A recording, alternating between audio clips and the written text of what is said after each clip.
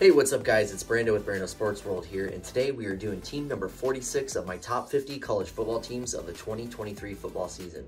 Today's team is the Houston Cougars. They are out of the American Athletic Conference, and their head coach is Dana Holgorsen. A lot of you probably know him from West Virginia. He was there for several years. His record at West Virginia was 88-61 overall. He had then got his job over here at Houston and has since been doing that for several years now, and his record's been 27-20. In the 2022 record last year, they were 8-5 in total, and their conference record, they were 5-3. So just some interesting things about this is I know that the athletic department's wanting him to do a little bit better than that 8-5 record. I know 2 years ago, he had won 12 games, and they were really ecstatic about that. But some changes in the personnel as well as some of the coaching staff has kind of made a little bit of a difference in that sense. So they definitely dipped down from the 12 wins as they only had the 8 wins that last season. The defense obviously needs to get better this year. Last year, I think they were ranked like 112 out of all the FBS teams. And 2 years ago, they were actually 19th in the country. So you can see the difference in 2021 when they had won 12 games. They were 19th in the country. And in 2022, 112th. Yeah, so big difference there, obviously. So they can't just rely on that offense if they want to take that next step forward. If they want to have success like they had in 2021, well, they're really going to have to step up on the defensive end and also not regress on the offensive end. So we'll go ahead and get started here on the prediction for the Houston Cougars.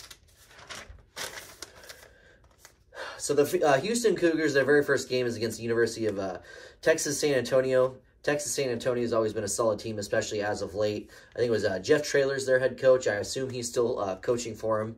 But I think UTSA is going to start their season off strong, and I think Houston's going to be trying to still figure it out. And this is a toss-up game here, but I actually have them losing the very first game of the season 35-32. Now, the second game, though, it's going to change a little bit because they're going against the absolutely dominant Rice Owls.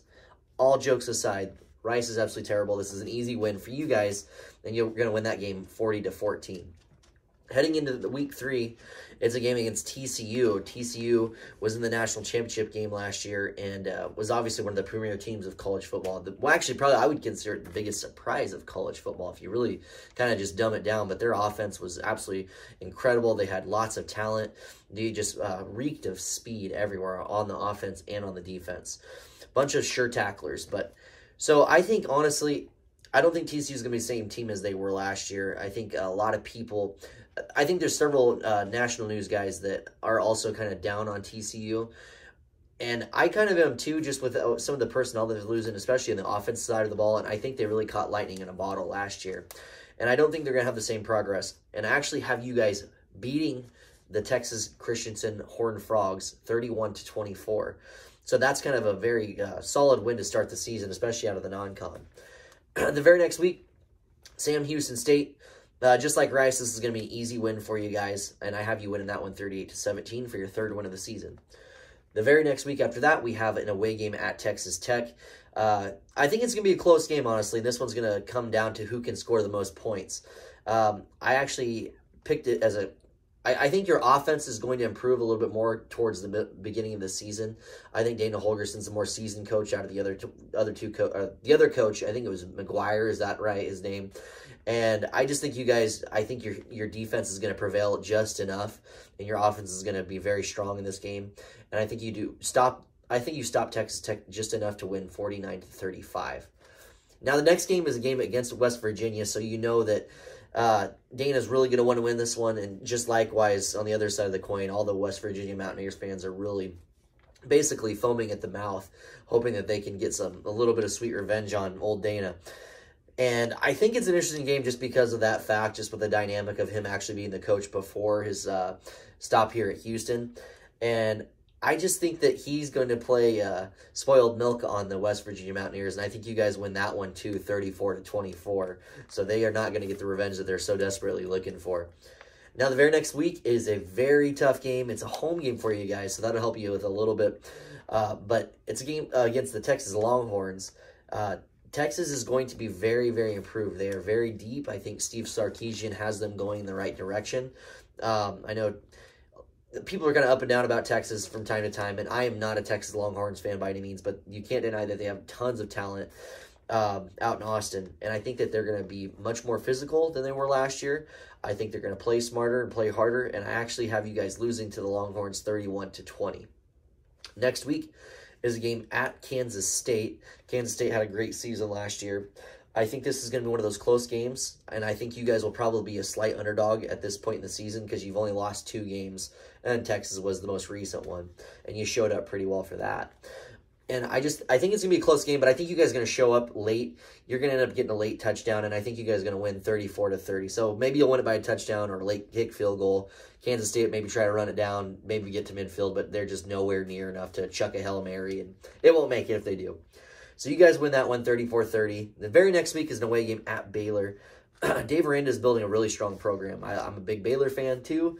I like what Dave's got going on over there, and I know they're making small steps forward, but I think they are steps forward, and that's what's really important in this aspect of it. So that defense is going to get better. He's well known as a defensive-minded coach, and I think it's going to really start showing in this second year of the program.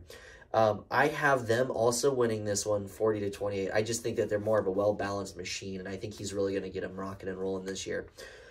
So we got 3 more games left on the schedule here. Game against Cincinnati. Luke Fickell, no longer the head coach at Cincinnati, so this is a totally different team, different coordinators, all kinds of stuff. Houston's going to be hitting a small skid late in the season. I really think that. And, you know, sometimes teams like Houston end up dropping a random game. I just think Cincinnati's going to have a little bit more improvement on offense at this time of the season. And they have a returning quarterback. And I just think that with an offseason that he's going to be getting that extra year is going to help them tremendously. And I think they win this one 31-20. I just think this game is going to be one that gets dropped. Next game against Oklahoma State. Another tough offensive-minded Big 12 coach. If you haven't noticed the trend here, there's a lot of high-intensity passing attacks throughout this entire conference. And I just think that Oklahoma State's coach is a much more seasoned coach, even more so than Dana Holgorsen. Imagine that. But I just think that his offense is going to be set and ready to go for this one too. And I unfortunately have you dropping another game on this one, 34-30. Going into that last and final week against Central Florida being known as that miracle team a few years back with Scott Frost. He had taken the reins of them and built them up from a 1-win season to that 6 or 7-win season, and then they went undefeated, beating LSU. I believe it was the Peach Bowl. A lot of people didn't see that coming, but this is not that same Central Florida team whatsoever. I just honestly think after the last couple losses that you guys had, Dana Holgorsen's desperate for a win here, and I think the offense really shows up here. This is an away game up in Orlando for Central Florida, but I just don't see them winning this game. I don't think they're going to be near the same team they have been in years prior. I have you winning it 40-28 to finish the season 7-5. So we'll see what happens. 7-5. I don't know if the athletic department or the university or any of its students or alumni are going to appreciate a 7-5 season with what they're trying to build over there at Houston. So it'll be interesting to see kind of what they want to do. If that is what happens with Dana Holgorsen, 7-5 probably isn't going to cut it at most places. It's just enough to get you to a mediocre bowl. And I don't think people are going to want to settle for that, especially after the last season when he went 8-5. And a couple years ago, they went 12-2. But they really need to start stepping it up on the defense. If their defense completely changes, they go in a different direction or just gets in even that top like 50 or 60. They can't be getting in the 112th whatever defense that it ranks out of the entire country. That's not going to cut it. So anyways, guys, that was the Houston Cougars 2023 football prediction. I appreciate you guys so much for tuning in. Please like and subscribe if you're a Houston fan, or if you want to just see some of these other predictions, feel free to comment down below and I'll speak with you there. But anyways, thank you all again so much. We'll catch you later.